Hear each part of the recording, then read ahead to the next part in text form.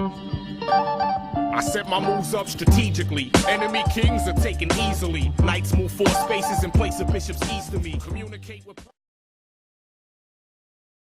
Gamer 69 for life here, just playing some Modern Warfare 3, and yeah, just leave your comments below telling me which games you want me to play next. And by the way, I'm doing a giveaway, so if I get 1,000 favorites on my YouTube video, I'll be giving away this underwear that I'm wearing right now. Oops, I'm not wearing it anymore. I'm the one with velvet lips. I'm the one with perfect hips. I'm the one with big brown eyes. I'm the one that sees your lies. I'm the one with non-stop legs. I'm the one who never begs. I'm the one that spins a Dex. I'm the one who gives the sex. I'm the one you're looking for. 'Cause I'm a big attention whore. I'm the one that you adore. 'Cause I'm a big attention whore. I'm the one you're looking for. 'Cause I'm a big attention whore.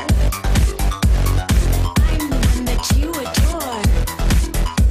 'Cause I'm a big attention whore.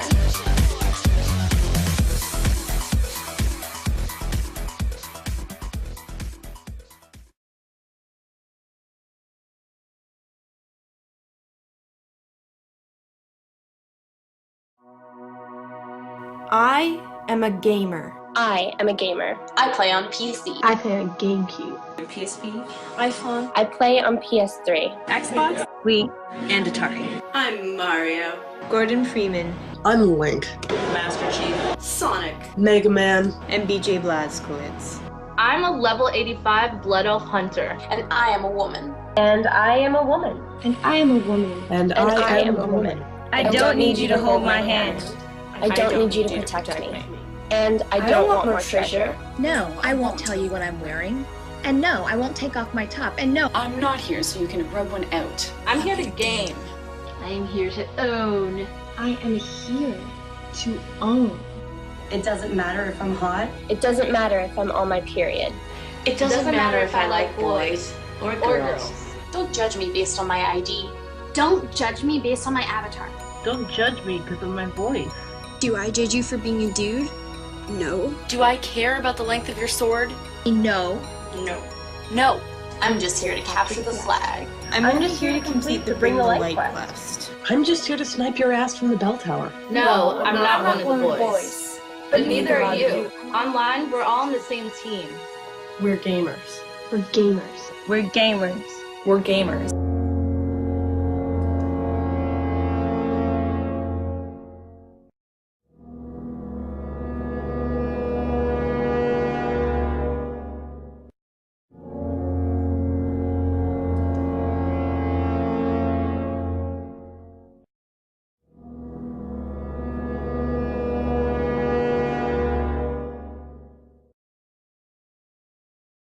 Hello, I am Evil. As the opening videos have demonstrated, and as statistics on the gaming consumer base has shown, the female gamer is increasingly becoming more present in the gaming culture. In fact, in a report done in 2011, it was revealed that as of 2010, 42% of the gaming audience is female, up from 40% the previous year. Interestingly enough, women 18 and older make up more of the gaming audience than males 17 and younger. Women also make up 48% of the people who actually buy video games, meaning that women have become economically significant to the gaming industry. While I'm sure a lot of business analysis and observers would consider this strong female representation an indication of the industry's progression, I am of the opinion that this progression is not inherently positive. As a matter of fact, I believe the exact opposite, and I think there is a great danger to the industry if this trend continues. I know this statement must seem confusing, so before I continue allow me to briefly explain my reasons. First off, female gamers tend to comprise the majority of what we would consider casual gamers. Basically, when gaming moved towards greater accessibility and simplification, it almost immediately attracted a higher female demographic. This trend was also observed in electronic appliances such as smartphones, laptops and tablets, which saw females outnumber male consumers over the past few years. Reportedly, the primary cause of this sudden shift in the market was due to these devices employing more accessible interfaces, simpler navigation along with vibrant and appealing aesthetics.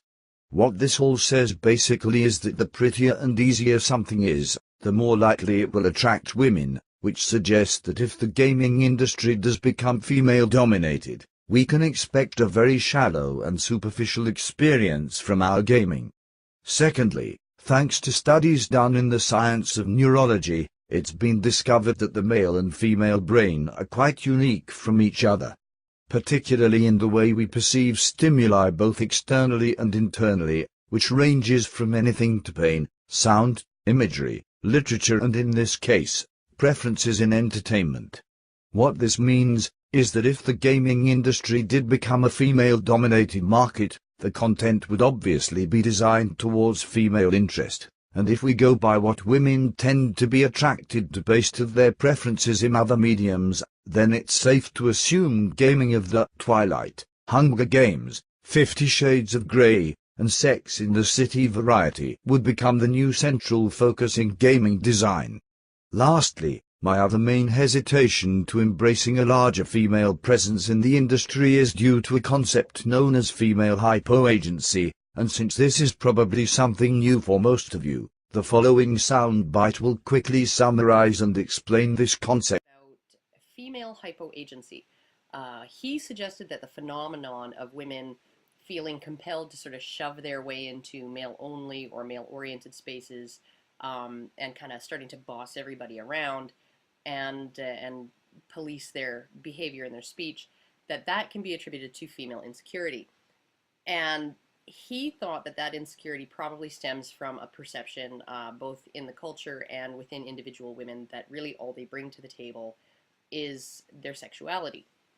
To sort of put it more bluntly, women have a really big trump card, and it's really valuable, and because it's so valuable, he feels they don't feel like they have to improve their intellect or their skills or acquire assets and human capital, but just simply accentuate their primary valuable quality and use that to manipulate men and the environment. Unfortunately for women, that quality also peaks in value really early and then just steadily heads downhill from there, and that's something that he feels maybe eats away at their sense of self-worth, which then compels them to elbow into male spaces, prove themselves just as good as men, blah blah blah blah blah. Want to do commentary? Yeah, it's Elfin Lee chick. Here you go. EX legs! Hi. EX legs! I've tried throwing 3 times and you've thrown at me instead. That's like bullshit. That pisses me off. You guys want me to say yeah? This is very degrading, honestly. Because I'm a gamer! I want to be taken seriously. I don't know. Just talk. Wake up, girl. Come on, let's go. Let's go. Alright. I have no idea what I'm doing. So, can you guys... I have to play a chick. I cannot play a guy. I have to play a chick. This is my thing. I agree. I have to play a chick, right? Yes. I want to play a good chick, but all the chicks die so fast. Play either that chick with the, like, the girl with the butt and her butt showing. What? You mean Cammy? Yeah, Cammy. I was playing Cammy. Well, come on, girl. This is girl pride.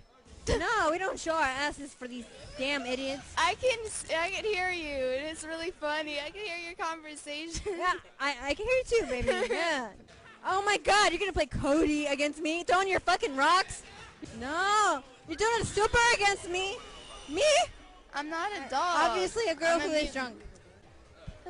She's making her way over here. You guys can go fap in your own rooms. Fuck you. We are not here for your enjoyment. One more time. You guys are assholes who said Bible Black. You guys go fap in your own rooms, all alone by yourself. Because obviously you have no girlfriends, So go FAP by yourself. We are not here for your enjoyment. We're just here to play games. But of course, you guys only look at the boobs because that's all you have to look at because you have nothing else to do with your time except to look at boobs all day long. Why don't you look at the storyline instead, which is much more complex than what your mind has to think about girls and boobs. We are not beautiful statues. We are not trophies. We are not something to keep on your fucking shelf. Okay? If you like to appreciate us, then go ahead and appreciate us for our personality and who we are. Yes. Sure, we can look good for you, but why? Do not respect me because I'm taking off my clothes. I will get so pissed off for anyone who ever thinks of me that way. Go ahead, shout out to the guys think I'm a bitch. I'm a bitch. But really, I will not date anyone who does not respect who I am as a person. In review, female hypoagency is essentially the social phenomenon of a woman or groups of women invading a male-dominated environment and expecting, or in some cases demanding, that the environment and social climate adapt to accommodate her presence. Many theories have arose to explain this particular social interaction between men and women. However, I feel the best explanation lies within the studies conducted in regards to the unique psychological differences between men and women. According to these studies, it has been found that women are by large more biased towards their own gender and have a greater tendency towards own group preference. It has also been found that women have less deviated personality traits from each other, which is to say that generally speaking, women will have more overlapped personalities and similarities between themselves. It has also been found that in the last few years, narcissism has increased in women more drastically than it has in men, meaning an exponential increase in female self-entitlement in a relatively short span of time. Lastly, it has also been found that women tend to have a more easily offended nature, and will report and take great offense to behavior, attitudes, language and themes which normally wouldn't affect men as much. When taking into account all these aspects of a personality that is typical in most women, the result is a person who is self-interested, easily agitated, sexist and devoid of individuality. In my belief, I believe these specific personality traits are the causation behind female hypoagency. More importantly though, is the manner in which female hypoagency is expressed, and through my observations and study into the subject, I have found two primary tactics that are most commonly employed by females. These tactics are the bitch and the hoe strategies. The bitch will be very vocal and adamant about her displeasure. She will be the type who writes articles, who makes videos, and who will even exaggerate or fabricate accounts all in an effort to further her own cause. The second is the hoe, who will use her sexuality to manipulate the males around her for personal self-interest, identical to the bitch. The motives and ambitions are similar behind the bitch and the hoe, since it consists of restructuring the environment to their personal discretion. The one common strategy shared between the bitch and the hoe is the victim disposition. In this situation, the female will portray herself as a victim with a deep-seated discomfort over some external cause. The implication is that this discomfort is related to the environment or people around her, therefore the only remedy to her plight is for the environment and social climate to change in accordance to her personal level of comfort. For the Salt Mines post-game interview with Super Yan. Super Yan, you decided to not play the elimination match and you wanted to drop out, and then would you like to explain to people why you made that decision? It's hard. Because of my experiences on here, I don't, going to Fun Around doesn't appeal to me. I didn't have the best time on the show for a couple of reasons, and I just feel like I need a break. The fighting game community, maybe, and going to a big tournament. I heard so many good things about Final Round. Someone even told me it's the second best tournament to EVO. I thought it'd be cool to go, but at this point, it seems kind of scary to go there, and especially since I haven't really improved at this game. So competing would be kind of, I don't think I'd go there and do a lot of damage. So I'd like to, I'd much rather have someone who wants to go. Sherry and John both wanted to go pretty bad, and it was up to them. So, Sherry's still going. They both wanted to go, and John happened to win, and I wanted him to go. So. Okay. So you said you did not have the best time on the show. Do you have any regrets for coming out here, or what did you think about the experience? I had a lot of fun. I had a lot of fun at the during the show. There were some times where things were kind of hard for me. I don't think I have to say anything else about that. Yeah. And I would like to apologize, because I believe there were circumstances that you were not necessarily treated with enough respect, and I was not necessarily aware of everything that was going on. So I truly apologize. I wish you would have had a better experience when you were here, and I thank you very much for coming out. Would you like This strategy is a more desperate approach, but easily one of the most effective, since society perceives a distressed female as an indication of a serious breach in basic human rights and civility. Granted, I am not trying to suggest that all women are like this, or that women enact these types of behavior intentionally on a conscious level. Rather, I think these specific qualities are endemic to female psychology and consequently exercised subconsciously without many of them ever being aware, similar to a knee-jerk reaction. I am sure many will disagree with this assertion. However, regardless of the origin of female hypoagency, it doesn't negate its existence nor the issues it presents. As an example of the issues that can manifest from female hypoagency, let us use the opening video as a case study. In the opening video, we see various female gamers complain over being sexualized, undermined, and disrespected by the virtue of their gender. The irony, of course, is that in a video attempting to shame men for giving notice to these female gamers' gender, they make a video which directly advertises and focuses on the very aspect of themselves they are trying to make men ignore. This hypocrisy is no doubt lost on them, and I suspect it is for the reasons I stated. Moreover, this extreme state of cognitive dissonance is not merely a localized occurrence between a few choice female gamers, but instead appears almost as a universal contradiction in the female gamer population. As a better example of this hypocrisy and hypoagency in action, allow me to portray you a simple narrative, explaining the actions and behavior of a typical female gamer. A female gamer will typically join her online community forum, or create her online gaming ID which will convey or allude to her gender.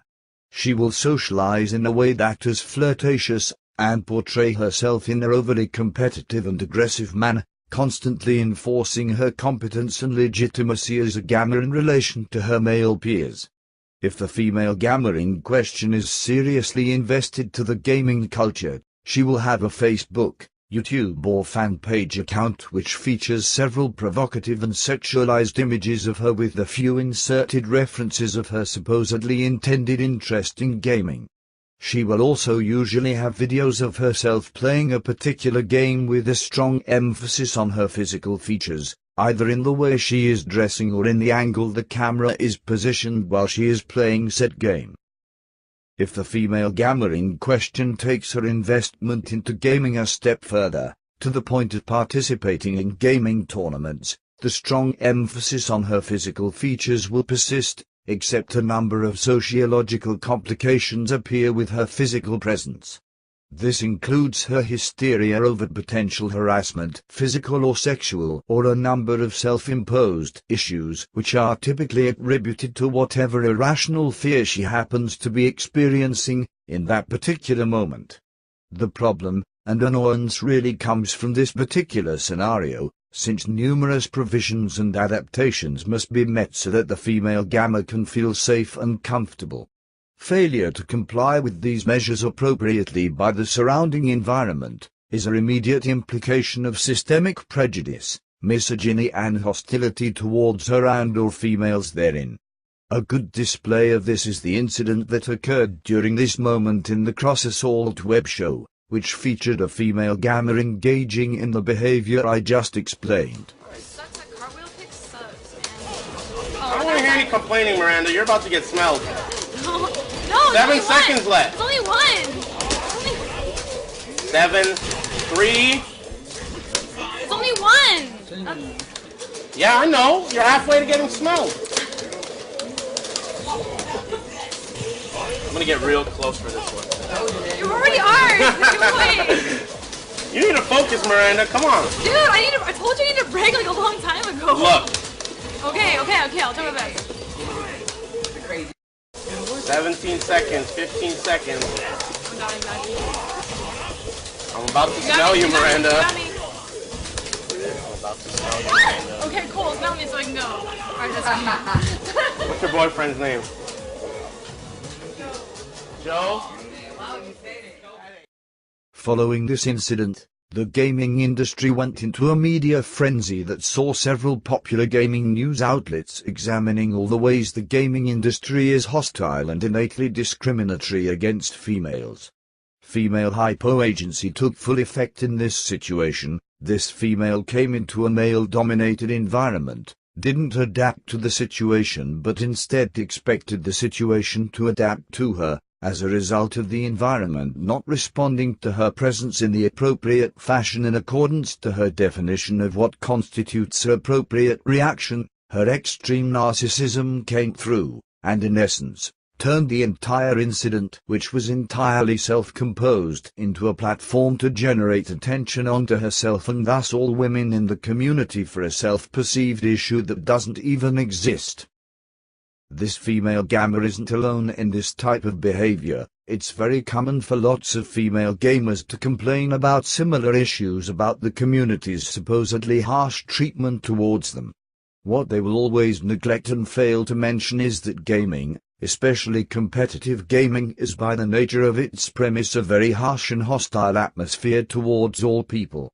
This is typical of any environment which is competitive, and as this short video will explain, the arcade and competitive gaming culture was always built around the tournament model of survival of the fittest, and has always had a reputation of being difficult to fully appreciate unless you proved yourself to the community. Roots of where we come from. For anyone that has been in the FGC before this FGC term eventually came along, a couple years ago, we were folks that spent our blood, sweat, tears, and money on arcade machines learning how to play a fighting game. That's how it went. There was no training mode. There was no console version.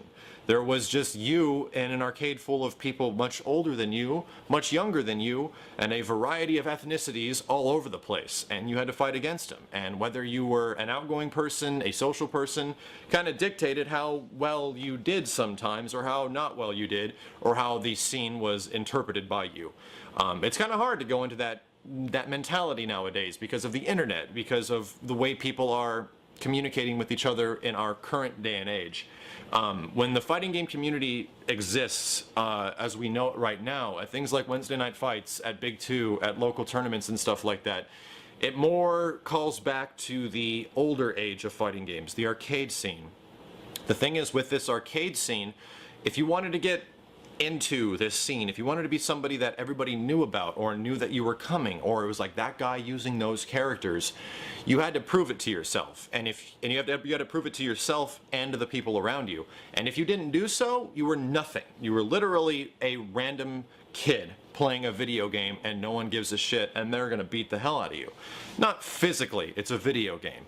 So what happened with this is that this mentality grew, and I was amongst those people at the day. Like, you don't welcome newbies unless they learn how to play the game. You don't welcome these people and you don't give them tips and advice. That was the arcade mentality back in the day. They have to earn it. They have to earn their way through the fire and flames into the arcade scene. That sounds intimidating, and to be honest, it is. It's something that is very hard to deal with, which is why the fighting game scene in the arcades, well, once the arcades died down, it kind of died down as well. There were scenes for fighting games. There were people still playing Tekken. Tekken games were still coming out. There were scenes for Guilty Gear.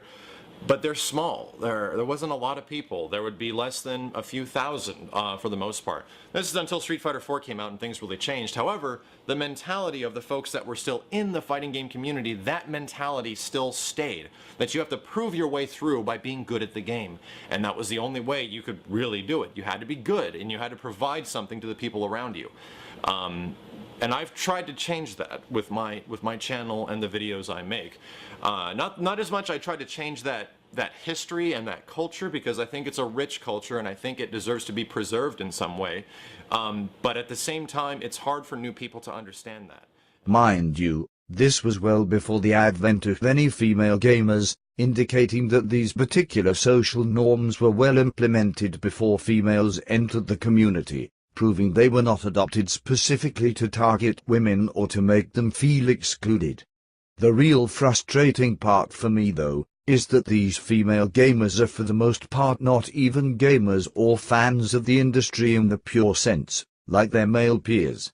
When gaming was heavily stigmatized socially, female gamers were rare to almost never in existence.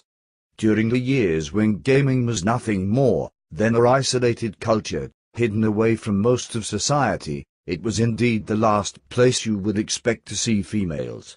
Yet suddenly, when geek culture and the gaming industry began to move towards greater acceptance by society and pop culture, and when it was able to offer financial and business opportunities due to the recent advancements and accessibility of online social media, like a spell conjured in an instant's notice, female gamers appeared in droves, like a literal overnight sensation, and magically identified themselves not just as gamers, but as long-time hardcore gamers comparable to their male counterparts, who have been with the culture since the industry's humble beginnings.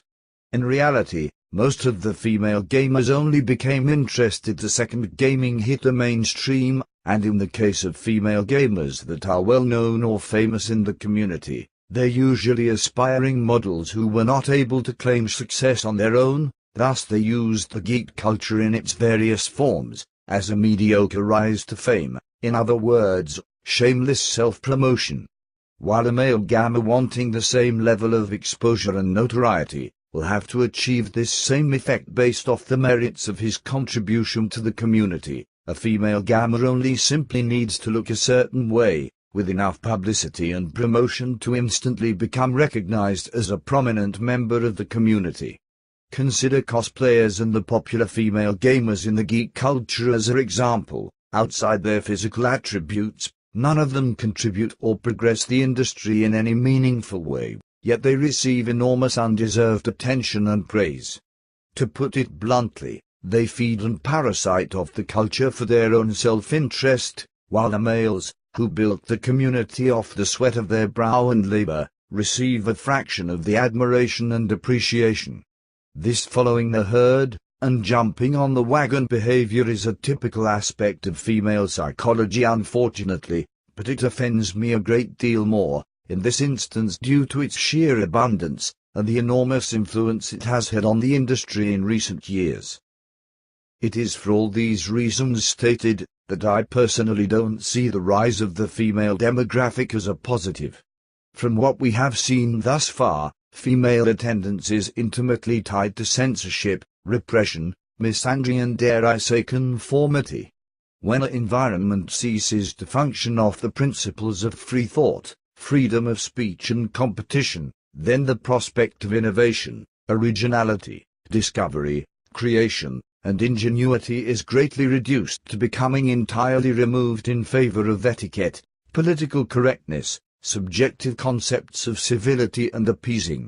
I'm not saying the inclusion of female gamers is a negative by the virtue of them simply being females, rather it is the expectations and adaptations that follow when females enter a male-dominated environment which I feel will harm the gaming industry in the long run. Male gamers learned a long time ago to ignore and to overcome the hostility of the gaming culture. They understood that in a survival of the fittest social climate, they either had to prove themselves or fail and fall into the crowd of obscurity. Female gamers can't seem to grasp this concept, and in their sense of self-entitlement, feel they are above the cultural elements that males have faced for years, and demand the complete revision and interior reconstruction to accommodate and supplement them. To me, this is not only arrogant, selfish and childish, but also very offensive to the males who have built and sustained this culture since its inception. I also can't help but to laugh at the hypocrisy of these female gamers, claiming they love the culture and the games, yet demand more female representation in the community and creative positions, since according to them, this would signify equality and sense of fairness for all parties concerned. If more games were marketed to a general audience rather than just a male one, there wouldn't be this idea that playing video games is a boy thing. And going beyond just how the games are marketed, women could be better represented within the games themselves. If we had more Shells and fewer Lara Crofts, more Samus and less, Samus, the games themselves would be more inviting to play for most girls. In reality, it isn't an intervention of equality they want, but instead an intervention of self-interest, in seeing the community dominated and heavily influenced by female sensibilities. What would a creative, or community parity in gender representation really do to help improve the culture, or content of the industry, if they contend that they already love the games, and culture as it is? Then what difference does it make if the people in power are males or females? Female gamers say one thing yet advocate and imply the opposite, because the only thing a more dominating female presence would produce is more content that is female-orientated, which is as much a shot against their claims of equality as any example I can think of. I'm sad to say that this isn't what equality is about. If anything, going by their statements and advocacy, it's about subversion and control from a special interest group who work solely for their own benefit. To this, I urge the community to not comply or bend to female gamers, keep the tradition of the gaming culture as it is, and show female gamers that the gaming world will not revolve around them. Treat them the same as you would any male gamer, and don't apologize or change for their inability to adapt and deal with the community, and the instant they start to get out of hand, I suggest your response be something like this. Shut up! You haven't had one useful thing to say since you got here! Now you stay in the back and keep quiet, woman! I don't have time for your stupidity right now!